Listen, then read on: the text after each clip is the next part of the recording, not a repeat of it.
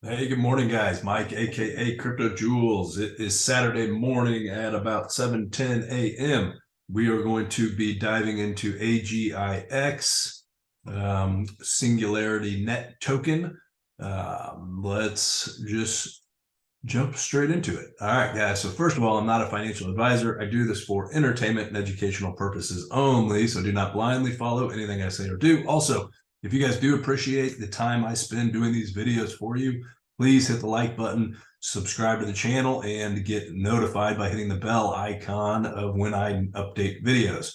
So we've been following this in my premium Discord for quite some time. I've been tweeting about it as well. So if you follow me on Twitter, you can kind of get an idea of where I think we're at as well. But I do update this daily in my premium Discord. I've kind of gone back and forth, honestly, with this red count here, and this being a 1, 2, and then this being a 3, and then us working on our 4 wave, and then having one more 5th wave up to put in a potential 1 wave or an A wave before we have another larger correction. I don't really. The reason why I've been going back and forth on it is really just because this PA down here was so sloppy, which is somewhat normal, I guess, if you want to call it that, with an illiquid altcoin. It's not going to look perfectly from an Elliott wave standpoint. I would like it to, but it's possible that this is a 1 wave and this is some sort of nasty clustered WXY for a 2 wave, and then we've got a 1, 2, 3, 4, 5 put in our 3, and then this correction could be complete, or it's still possibly working on its way down, which we're going to dive into the weeds here in just a minute. But I threw this, I had taken this count off in my premium Discord, and I threw it back on actually just yesterday, just because of the way this structure has moved up here. And it's got a lot of signs pointing to a potential 4 wave, and our 4 wave being in. If you take our fib retracement here and go from the bottom of 2 up to the top of this potential 3, we did bounce exactly on 382, which is what you want to see for a 4 wave. 4 waves, typically retrace down to 382, possibly 0.5 if they're extremely deep. You don't want to see a 4 wave usually retrace lower than 50%. It is possible, technically speaking, to be a 4 wave until it crosses into the origin of 1 wave, which is way down there. So if really this thing did end up breaking the 50% retracement level, then I would say that 4 is completely invalid, and I would completely take it off the chart. But again, I put it back on the chart just because we did bounce right off of that 382, which is what you would want to see for a 4 wave, which would make this corrective structure here a WXY being an ABC, and then being a B, and then this would be an ABC, putting in a WXY, which is that orange count. I've also got this alternate count here being an ABC, which would be the same ABC, so a 3 wave A, and then a B, and then potentially a 1, 2, 3, 4, and then one more final 5th down before we start going up. Now, if we do end up getting that and we make another low, then I'm going to go ahead and assume that this structure is a 1, and then this is a 2, and then we're working on our 3, 4, 5 up. But if we do bottom here, then I'm going to have to keep both of these counts on the chart. This still could just be a 1 and a very shallow 2.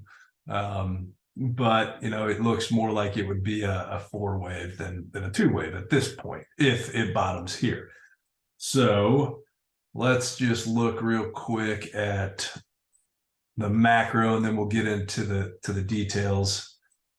So if this is a 1, 2, 3, 4 and a 5th wave we have left to come, then I would anticipate that 5th wave taking us up to about $1.37. And then from there, we would have, a nice retrace in a 3 wave structure like so. I would like that to hit 50% to 618 retracement, which is all the way down to, 14 to 21 cents before continuing its move up like that. Or the other option is that this ends up being a one wave here, and say we do retrace down, we break this low, this thing breaks down, we do retrace down to say the 50% retracement level at 16 cents. Then what I would say is that this is a one wave, this would be a two wave, and then we would be looking at our 3, 4, 5, taking us up to $18 or so for our 3 wave, and then $55 or so for our 4 wave, which if it did retrace, that would be a 10,000% gain from the low to our 3 wave and a 34,000% gain to our 5 wave. And then of course you have to contend with a potential ABC, which could look something like this, which is our pivot point. So if this is an A wave, and then this was a B wave, you would have a C wave up to this zone here, which would be our pivot point and a potential reversal spot if that came to fruition. So that would be something we'd have to look for. So really, we just kind of got to see how price behaves moving forward if it's bottomed. So let's hop into the micro here to kind of get a better idea of what we're potentially working with. So like I said here on this, here's your 2 wave and this crazy weird looking one, probably WXY to put in our 2, and then our 1, 2, 3, 4, 5 to potentially put in our 3 wave, and then our fib retracement. You get your targets from taken from the bottom of 2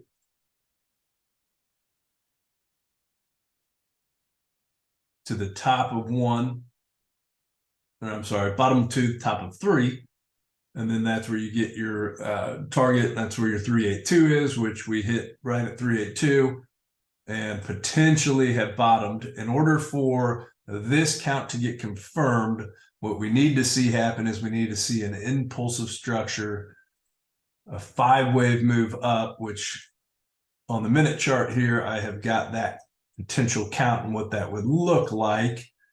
So in order for this to be confirmed, what really we need to have happen is we need this. Well, let's see if our 2 was a shallow 2 or if it was a deep 2. So our 2 wave hit 50%. So it was a typical 2 wave. It wasn't really a shallow 2 wave, and it wasn't necessarily a deep 2 wave. So it was just a typical 2 wave. So our 4 wave here would be probably a typical 4 wave, which would take us possibly down to around 28.9 cents, 29 cents or so for our 4 wave, which would be right at 382. And diving in a little bit more on the details, that would look kind of like this. You've got a 3 wave A down, a B, and then we are working on a C wave, which you could say this is a 1, 2, 3, and it's working on a 4 right now. And then you'd have a final 5th wave down to 289-ish. Let's see, our 4 wave right now is just now getting to the 382 level. So if this is going to reject, it should reject somewhere in this zone between, 30 cents to 30.3 cents or so. And then we would want to see it impulse back down to 29 cents, and then move up impulsively from there in order to, potentially start to validate the this impulsive count 1, 2, 3, 4, 5, which would be the start of our 1 wave of our larger degree 5th wave that we just talked about. So that would be if this is a 4 wave. So let's zoom back out and let's look at this being an ABC. What we just talked about would be the WXY, and that being the red 4. If this is an ABC and we potentially have a top in 1 here, then what this would be a 3-wave A. You've got, you know, a B structure here, and then this would be a 1, 2, 3, 4, and then you would have a final 5th wave down, which could potentially take us to, you know, anywhere from 18 cents down to 157-ish or so is where I would kind of be looking for this thing to bottom, roughly.